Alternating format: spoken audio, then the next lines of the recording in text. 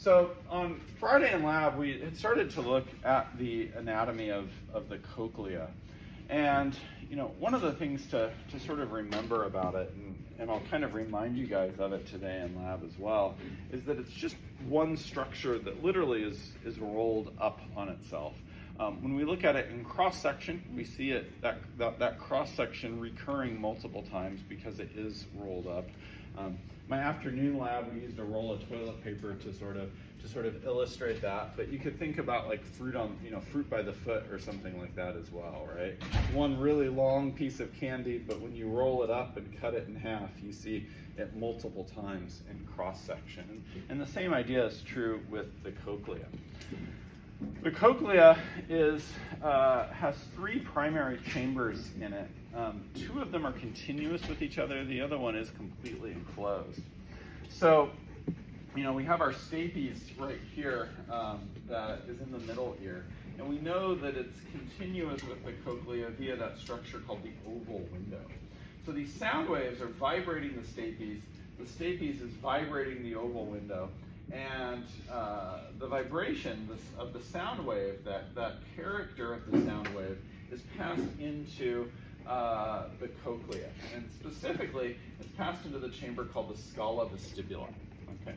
So that sound wave is going to travel through the scala vestibuli, like we see right here. And eventually, it's going to reach the end of the cochlea. It sort of rounds the corner right here, and then that sound wave travels back in the opposite direction via the scala tympani. Okay? So really, the scala vestibuli and the scala tympani are continuous with each other. We see that right up here at the very end. It's just the end of the cochlea, called the helicotrema, that causes that continuous nature of this.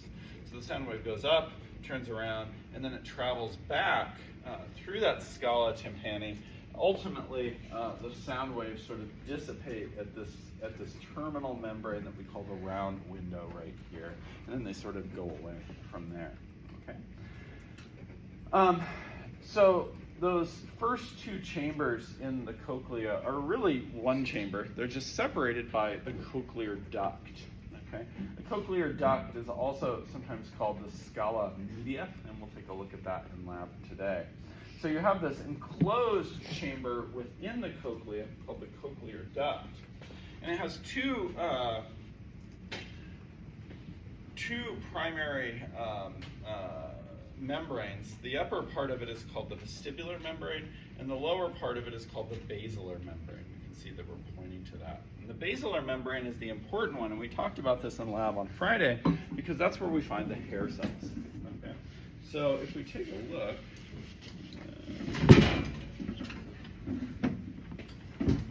look around here, those hair cells are found in this thing called the organ of Corti, or the cochlear organ that we see right here. So this is that basilar membrane right here. Okay, this would be your the organ of Corti found within the cochlear duct. So what happens is way up here is that scala vestibuli, that first chamber where sound waves are coming from the oval window. They're traveling in this direction. What they do is they turn that corner at the very end, and they start to come out this chamber down here called the scala tympani. And so when those sound waves pass that way, what they do is they cause this basilar membrane to vibrate. Okay? And as that basilar membrane vibrates, it causes these hair cells that we see right here to bounce against this relatively stiff membrane called the tectorial membrane. Okay?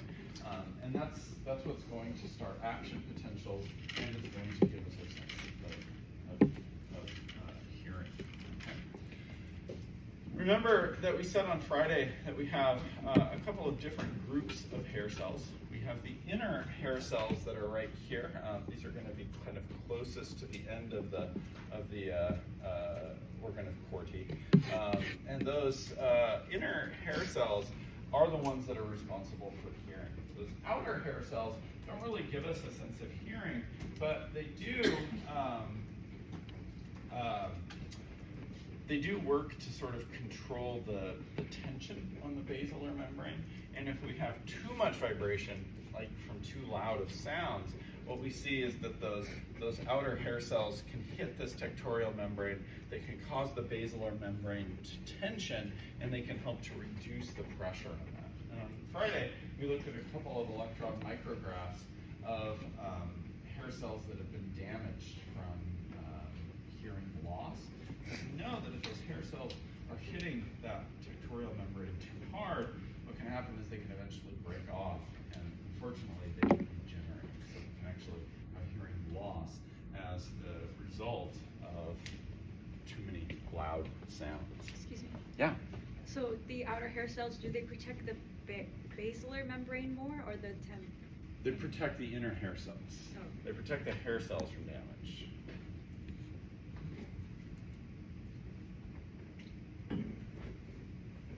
So if those inner hair cells start to hit the tectorial membrane too hard, what they'll do is they'll cause the basilar membrane to tension, and that will stop them from hitting as hard. Okay. So I know that we just kind of repeated a little bit of what we talked about on Friday, but the question now that we want to ask is how do we hear different sounds, right? If we're vibrating this membrane, how are we going to hear different sounds? You know, we talked a little bit about amplitude. We talked about the pitch of a sound, and really the one that we're the most interested in here is pitch. Amplitude, or volume of a sound, will just vibrate the membrane more in a given place, and we have more action potentials that are sent, and our brain interprets that as a louder sound. But the pitch of a sound is a little bit of a curious one, and it turns out that the basilar membrane is not built equally in all places. Okay, there are some places at one end, the basilar membrane is really, really tight, and it's hard to vibrate the basilar membrane, and it takes a higher pitch sound to do that. At the other end, the basilar membrane is kind of loosey-goosey, and it's really, really easy to vibrate that membrane. So much so that we can do it with a low energy sound wave. Okay. So at the far end, that helicotroma, where the scala vestibuli kind of turns into the scala tympani right here. At that end, that basilar membrane is really quite loose, as it were, and it vibrates very easily. So low-pitched sounds with these really long wavelengths, they have the ability to vibrate the membrane out there. Okay? So we tend to hear lower-pitched sounds at this far end, this distal end of the basilar membrane. As we move towards the more proximal end of our basilar membrane, closer to its origin with the oval and round windows right up here, we see that the basilar membrane is a lot tighter, for lack of a better term, and it takes a higher energy sound wave to be able to vibrate that.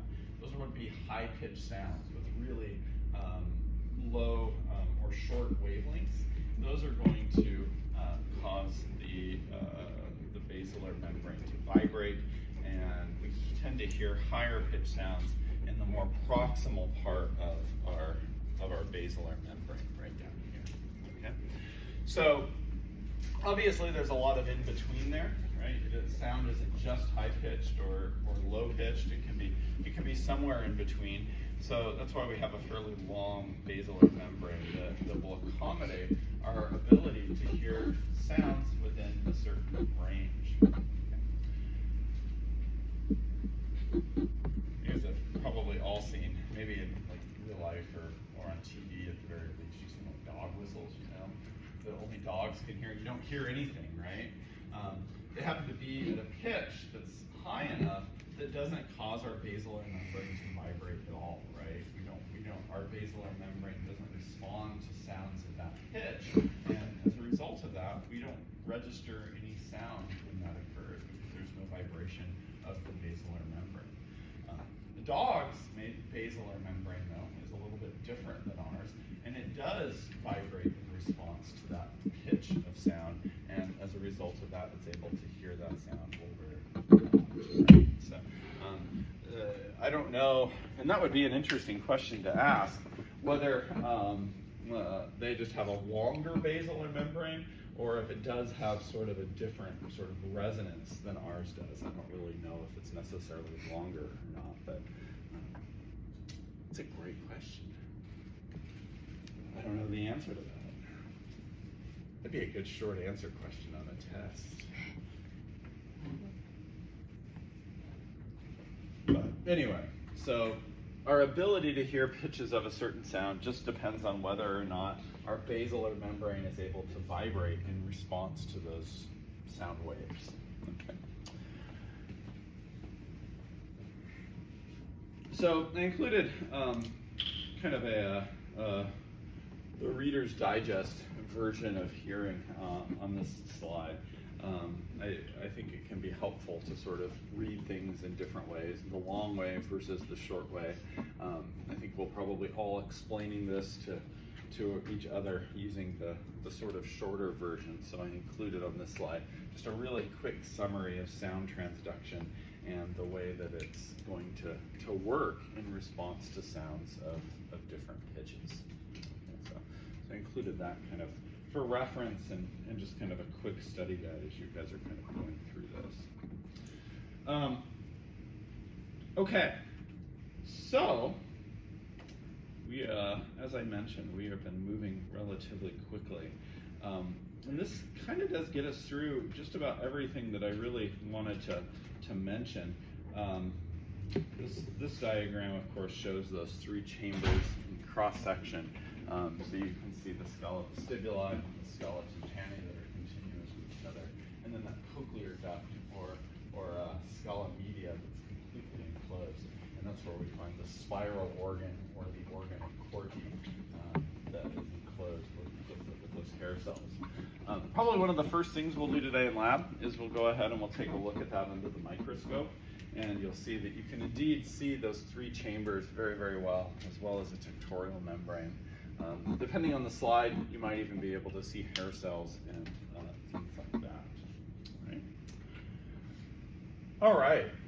So, with that said, are there any questions before we move on? It's all the lecture material I have for this unit, so done early. I knew I'd be done early today. Like I said, Friday went faster. We went faster on Friday than I sort of anticipated this going. I guess I'll pace myself better next semester. Any questions? Yes? I'm not sure if I understood well. The outer hair cells is what the action potential start? No. So you guys have two sets of hair cells, right? You have, let me pull up that slide again here.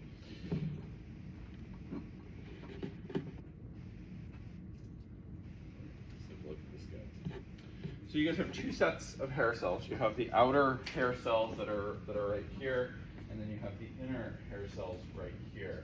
I suppose both of them have the ability to start action potentials, but the question is, what do those action potentials do?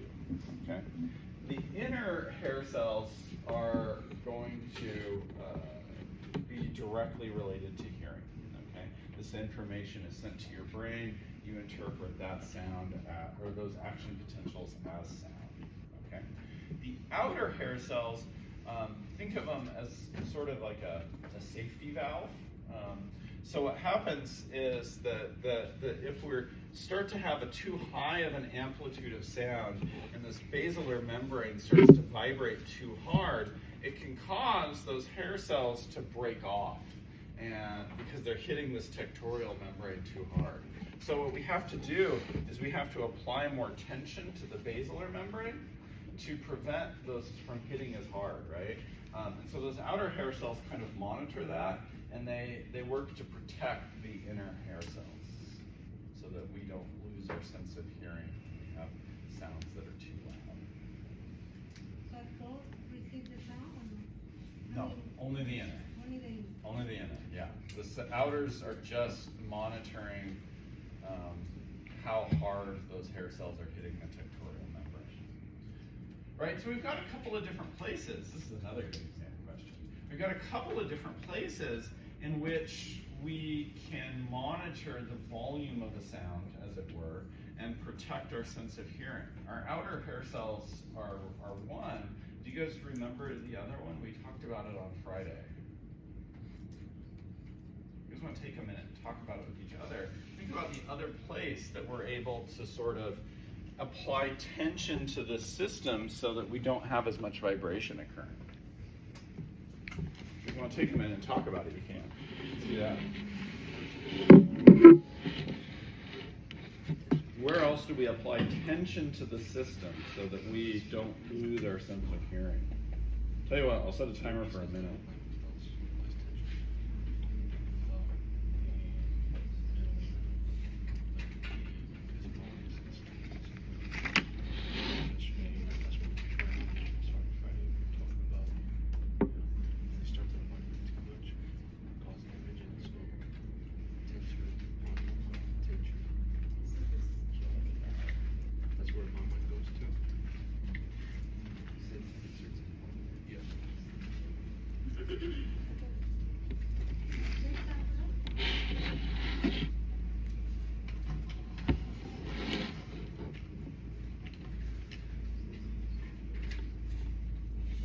Nine more seconds. Let's talk about it with each other. Let's go ahead and see if we can remember the other place where we're able to work to protect our hearing. I think we'll let the lights down.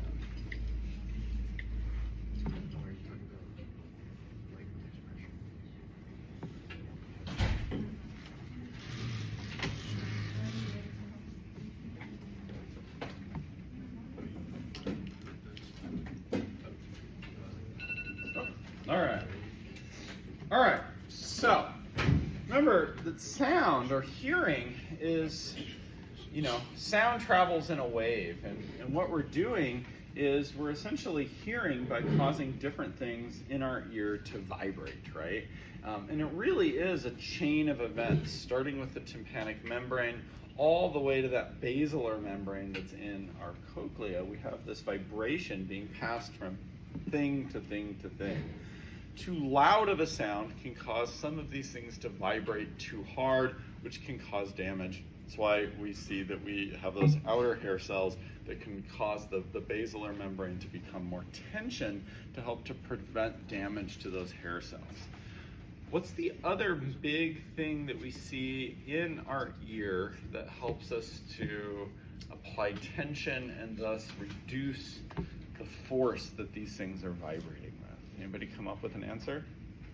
Back. Yeah, so you have in your middle ear, you have muscles in your inner ear that do this as well, right? So let me go here. So, right, in our middle ear, we had two muscles that worked to do that. We have a fairly large muscle called the tensor tympani muscle that we see right here. And then you have a much smaller muscle called the stapedius muscle right here that's attached to the stapes bone. And those can also become more tense when we have too much vibration that's occurring. Those bones are hitting each other too hard, and that can help to dampen sound as well.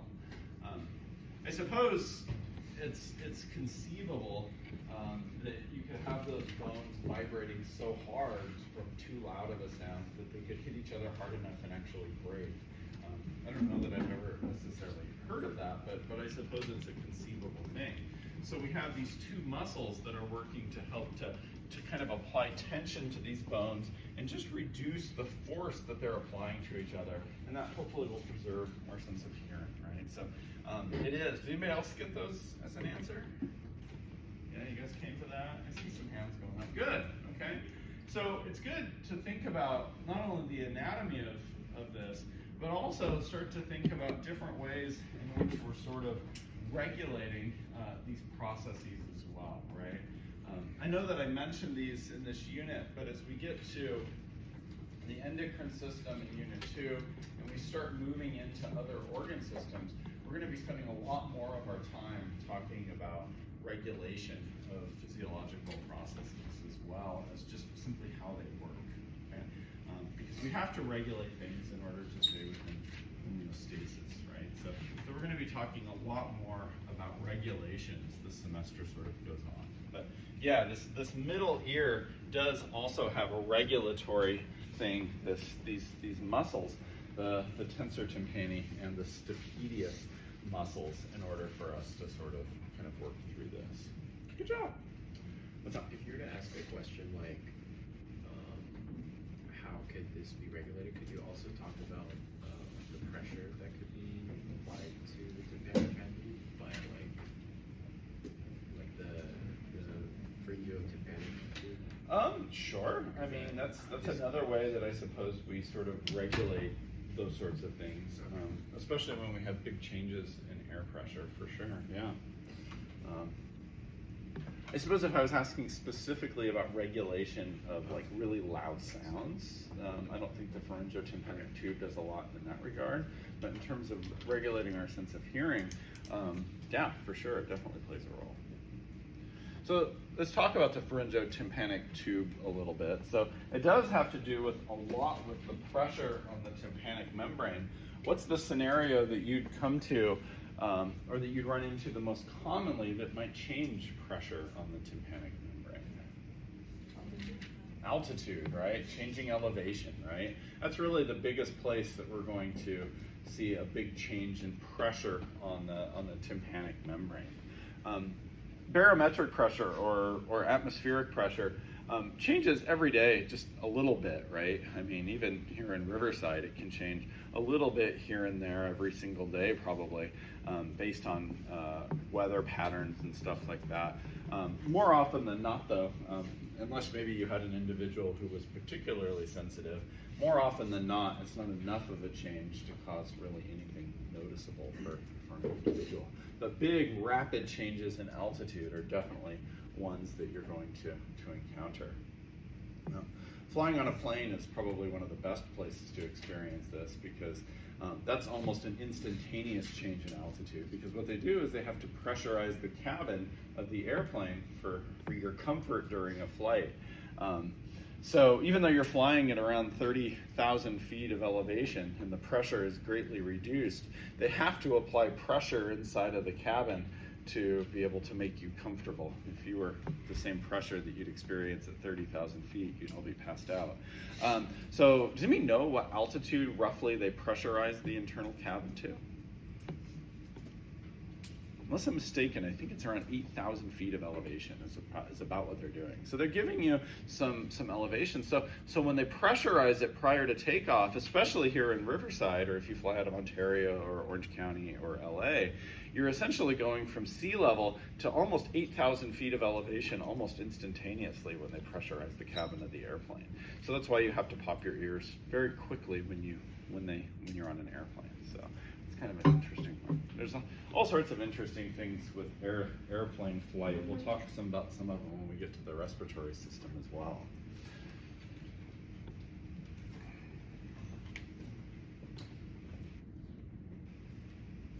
So anyway, but good. All right, cool. So we have a couple of different ways to sort of regulate this process so that we can survive.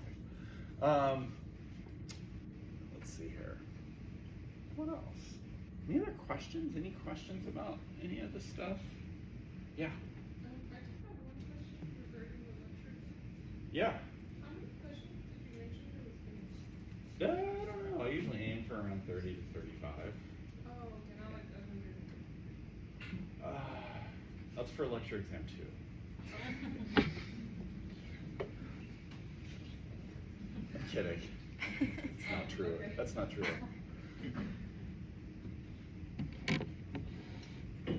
I used to tell you guys before I tried out my new, I'm trying my new Scantron system. I used to have you guys go and get these Scantrons that have 200 questions on them, and I said you're going to need 2 of them for each test. And it was funny because the room would just go completely silent when I would say that. I don't know. The joke never got old for me. I don't think anybody else in the room appreciated it, but for me, the joke never ever got old. That would be awful. No, usually for the lecture exam, we look at around 30 to 35 multiple choice and like 1 to 2 maybe short answer types of questions. So, I don't know what I'm going to ask on this lecture exam yet because I haven't had the opportunity to sit and work on it. Maybe while you guys are studying in lab today, I'll have the opportunity to sit and work on the lecture exam for a bit. One of the questions I sometimes will ask is kind of a choose your own adventure type of question, because I want to know what you studied for the test. So if there's something that you feel like you studied especially hard, but maybe you're disappointed I didn't ask that many questions on it on the test or something like that, I want to give you an opportunity to tell me what you studied about really hard. So I don't know if that type of question will pop up on this test. I'd imagine at some point in the semester a question like that will pop up, where I can give you an opportunity to earn points by telling me something that you feel like you understand really, really well. One of the things that sometimes people do, and I'm just going to give you guys, kind of a warning right now.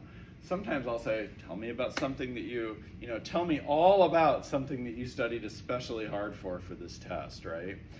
If I give you that opportunity, like I want you to get into the weeds, right? If you studied it really, really hard and you know it really well, I want you to explain every aspect of that concept as well as you understand it, okay? Sometimes people will say, I studied the ear really hard and I really enjoyed it. Like, that's not worth 10 points on a test, okay? So if I ask a question like that, I definitely want you to go as far into the weeds as you can get on that topic, right? And explain it as well as you know, right? Just kind of a fair warning. If you see it, it's not like just free points. You still need to explain whatever it is that you know as well as you possibly can, okay? That's what I want to see from you if I ask questions like that, okay? Question? Sure.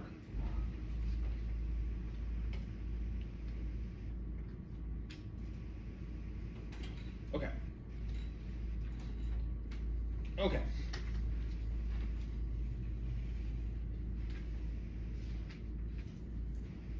So let's go ahead and start. Let's start here. Okay. So as far as the visual pigments go, we need to have something in our eyes that are reactive to light. There's a light-absorbing molecule in our eyes called retinol that combines with something called opsin to form visual pigments. Retinol is synthesized from vitamin A, and there are 4 different types of opsins that we have. One of them is called rhodopsin, that's found in rods, and then there are multiple cone opsins that we have. There's red, blue, and green. So you have essentially 4 different types of opsins that you make. You have the one that's found in your rods called rhodopsin, and then you have 3 cone opsins as well. Don't get too caught up on that name, right? Don't think it's something special. It's really just a protein, okay? And where do we find the instructions for our proteins? Find in your DNA, right? Now, a lot of the proteins that we make, that we get in our DNA from our parents, are kind of variable depending on our parents, right? So eye color, for instance, is a great example. Some of those proteins are really highly conserved, right? And there's really not a whole lot of variation. So for instance, we really, as humans, only have these 3 types of cone opsins, red, green, and blue. Now, there are some instances where we have genetic variations that can cause one of those to not be given to an individual. That's when we would run into color blindness. But for the most part, these are really highly conserved, right? So they're just proteins. The instructions for these proteins are in our DNA, just like every other protein that we make. Other animals, as we established, like butterflies and mantis shrimp and things like that, have different ones as well based on their own genetics. Okay, so 4 different types of opsin proteins that we have as humans. Okay, retinal, which is one of those which is the thing that combines with opsins, exists in a couple of different 3-dimensional forms or shapes. So we can have the same protein existing as different shapes, and we call those isomers. Okay. In the dark, retinol exists in a form that has a very bent structure. But when that pigment absorbs light, what it does is it causes the shape of that protein to change. Okay? When it's bent in the dark, we call it 11-cis retinal. And when it's straight in the light, we call it all-trans retinal. If you've had organic chemistry, you would have probably talked about all sorts of different isomers, and you know that you have these cis and these trans isomers, generally based on the direction that a particular carbon is pointing. Whether they're on the same side, that would be the cis isomer, or whether they're on the opposite side of the molecule from her, that would be the trans isomer. But nevertheless, it changes shape when light hits it, okay? And of course, when light goes away, it changes shape back, okay? So that conversion of that bent to that straight isomer initiates reactions that lead to electrical impulses along the optic nerve, okay? So if we were to look at these, at least in a rod, you have these discs in the rod, and if we look at the membrane of those discs, you see those visual pigments are in there. You have your retinol and your opsin in there. But the retinol, this one right here, is the one that changes shape when light hits it. Okay.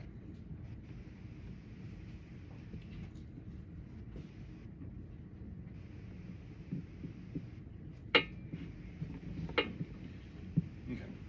So let's go ahead and talk about rods for a few minutes, right? So we have our rhodopsin, and those are all in that rod's outer segment. Those are the ones that are very closest to the choroid and the pigmented layer of the retina. And there's these 3 steps of rhodopsin formation and breakdown, right? So there's the synthesis of the pigment, which happens in the dark, okay? And then when light hits it, that pigment kind of all breaks down at once. We call that pigment bleaching. And then once we get back to the dark, or once our eyes adjust to the light, we have the regeneration of the pigment, okay? In the cones, we have similar processes, but of course there's different types of opsins, and the cones require a lot more intense light, okay? So in the dark, we have that pigment synthesis, right? So opsin and cis retinal combine to form rhodopsin, okay? But when that rhodopsin is exposed to light, that cis isomer changes to the all-trans isomer, and that retinol and the opsin separate from each other. That's rhodopsin breakdown, okay? And then, of course, once that breaks down, it starts to regenerate. And it can do that even in light. It's just that our pupils typically have to adjust by constricting, and our eyes have to adjust to the change in light for us to be able to regenerate that pigment. So what this diagram on the right shows us is kind of what's happening in the dark. We're synthesizing that rhodopsin with that cis retinal, but as soon as we expose it to light, that cis retinal is converted to trans retinal, and that's what happens during pigment bleaching. Those 2 pigments, or those 2 molecules, separate from one another. Okay. Rhodopsin is very, very sensitive to light. We point out here that it can occur even just by looking at a star. And in really bright light, that bleaching occurs so fast that those rods are non-functional, which is essentially why we get blinded when we look at really bright lights for a couple of seconds. Okay. So when we move into darkness, or from darkness into the bright light, we have glare, because those rods and cones are very strongly stimulated, you're breaking down large amounts of pigment at once, producing that glare. We have to wait for our pupils to constrict in order to be able to sort of adapt to that. And then you also have to wait for our rods to turn off. You know, your rods are relatively inactive in bright light. Your cones are doing the majority of the work. So your rod system kind of turns off. That sensitivity of the retina will decrease, and then your cones and the neurons associated with them adapt to light. Right? So, you know, sometimes I notice it here. I'm adapted to looking at you guys. I walk in front of this projector and that bright light hits me right in the face, and I'm like, all right, now all I see is just a white spot where you guys used to be, because I just bleached all of that pigment when that occurs. And that's a really good example of it. Even, wow, that was dumb. Anyway, dark adaptation is essentially the opposite. When we move from bright light into darkness, we see that blackness because the cones do stop functioning. The rod pigments are still largely bleached, so we have to regenerate the pigment in order to be able to see. And we also have to let our eyes adapt by allowing our pupils to dilate, and we have to allow that rhodopsin to accumulate. So it takes a little while once we move into darkness to be able to develop that black and white vision that comes from the rods. Does that help? Kind of walking through it again.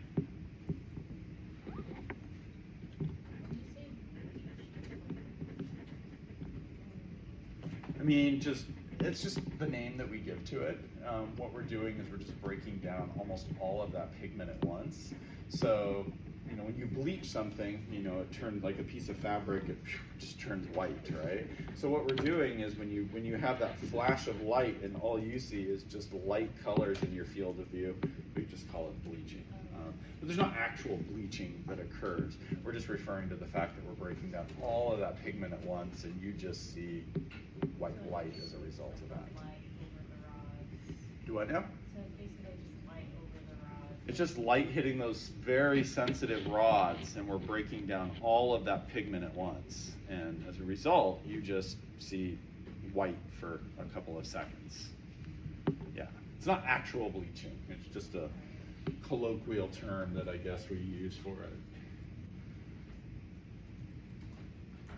Some things in this class you have to take literally, some things you don't have to take literally. And I guess part of it is learning which ones you can take literally and which ones you don't have to. I'll try to point those out when we get to them. All right. So from light adaptation, that's when rhodopsin gets released. That's when it breaks down, right? The opsin and the retinal separate from each other because we changed the shape of that retinal. We changed the shape of it, and when the shape changes, they aren't bound to each other anymore, and it causes them to break apart. And then that's when you just see light, right? You don't have the ability for those rods to function at that point. You have to start building it back up, and then you can start to see shapes and stuff like that. After it breaks apart, then it gets regenerated. Yes. Yeah, so it's a continual cycle of breakdown and regeneration. And it's just because the shape is changing. So, yeah. In the dark, we regenerate that shape, that other shape again. They can rebind to each other, and then we kind of go from there.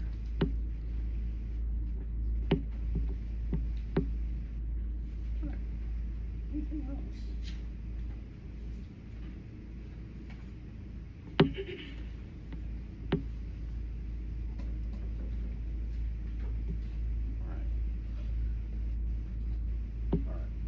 So if there's no other questions, if there's questions in lab, I'm more than happy to continue to elaborate and stuff like that. So I think I explained this to my morning lab, but I don't know if I explained it to my afternoon lab or not. So what I think I probably will do is, so you guys will take your lecture exam on Friday morning. Last semester, I kind of tried this and it worked pretty darn good, so I think I'm going to do it again this semester. I think I'd like to have two kind of parts to your lecture exam. Okay, so the lecture exam that you'll take in here on Friday morning is, like I said, like a normal lecture exam, 30-ish, 35-ish questions. There might be a few more than that. I don't know. A couple of short answer, and then you'll be on your way to lab. Okay, I am going to divide you guys into two groups for lab, as I've already said. What I think I'll do is take the first 10 or 15 minutes of lab, of your lab exam time, and give you kind of a second part to your lecture exam. So normally what we do is, these are called staged exams. You can look them up. They're a real thing. It's not one of my crazy ideas.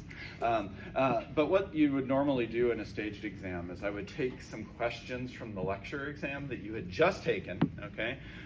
Like the ones that I think are like key, right? Like these 4 or 5 questions are like, you know, in 10 years, these are the things that I really want you to remember from this exam, right? Or things that I think are particularly hard. Sometimes it's variations on those questions, so maybe it isn't the exact question, but it's like a slight variation of the question or something like that. And I'll give you guys like 10 or 15 minutes to work on those questions a second time, but this time in groups. Okay, so that way you can talk about them, you can work on them together, you can turn in your exam as a group. And so that second part of your test normally would count for like 20% of your exam grade. Okay, so your individual work would be 80%, your group work would be 20% of your exam grade. Last semester we did this, or I tried this in a couple of lecture exams in my 50B class. I had a lot smaller 50B class in the spring, so it was easier to try. For most students, we saw anywhere from a 3 to 9% increase in their exam score because of this, as opposed to not doing it at all. So that was a really good thing. Part of the impetus behind this is because I've had, over the years, like I've had many students say, man, I really understand this, but I just can't take tests well, right? You may have said that to a professor at some point in your life, like, I really understand this, but I don't test well. If I give you an opportunity to talk about some of those questions in a group and re-answer them, it gives you an opportunity to increase your exam score, right? That's kind of the goal. It's not to torture you with more exam questions, okay? So the second part would be really short, like 10 minutes, and you'd be done with it. It wouldn't take very long at all. And then we can take our lab exam after that. So I think I would like to try that this semester because it did improve exam scores last semester. And so I think I would like to try it. So I think we'll do that. The catch, I guess, which is a good catch for you, is that you might be thinking to yourself, fuck, I hate group work, right? I mean, I understand. I mean, I hated group work in college as well, right? Like the people I'm working with are idiots, man. Like I don't trust these guys. It can happen, okay? It can happen. The good news is none of you are idiots. So that second one doesn't work, but you can still hate group work, right? So here's the thing, okay? That portion of the test cannot decrease your score on the exam, okay? So if your individual exam is so good that it's higher by itself than it is combined with the group work, I'll just ignore the fact that you did the group work and you'll get the higher of the two scores. Okay, does that make sense? So it won't ever decrease your score on a test. It can only increase your score on a test. Okay, so give it a shot. Okay, you might find that you actually like group work if it's the right people, and you can kind of go from there, right? But it does give you an opportunity to talk about these things, and you might see that question again on the second part of the test, and you're like, man, I totally answered that wrong. This is an opportunity to answer the question right and earn some of those points back, right? That's kind of the goal. So I think we will try that on Friday. It's a little bit more work on like my part, mostly for grading, but I think it will work out pretty well for you guys. So I think we'll probably start our lab session with that, and then you'll have around an hour and 15 minutes to take the lab exam, which I think is sufficient time for everybody to take the lab exam. And we can obviously fudge that a little bit if we need to.